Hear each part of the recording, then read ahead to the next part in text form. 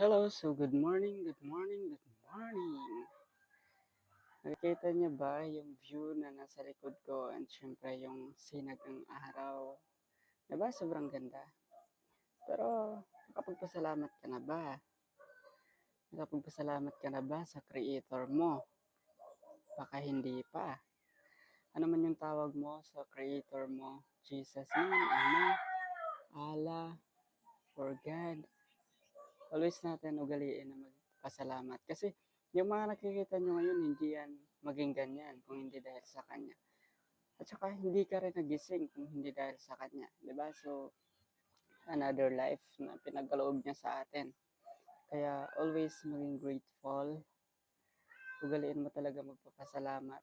Kahit na nasa sitwasyon ka na sobrang negative, pero ugaliin mo lagi magpapasalamat. Kasi alam naman natin na kung sino yung tao na grateful, kung sino yung tao na laging nagpapasalamat, ay siya yung binibless lalo, di ba? Kaya huwag natin kalimutan kahit ano pang busy yan, ano pang trabaho yung meron ka, ano yung gawin mo ngayong araw. Huwag mo lang talaga kalimutan na magpasalamat lagi.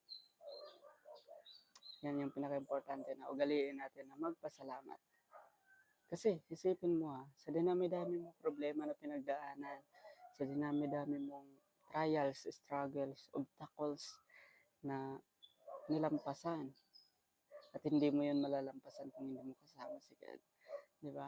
Kaya always natin ugaliin na maging grateful, magpasalamat tayo sa mga bagay-bagay.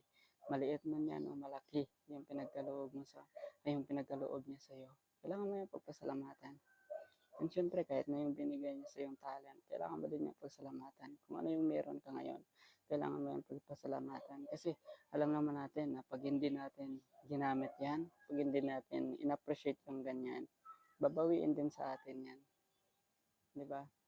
And yan naman yung ayaw natin na mangyari sa atin.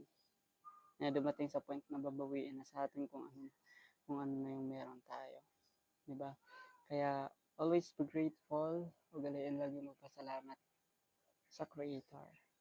Yan lang. Thank you so much. And have a good morning. Happy Sunday. God bless you.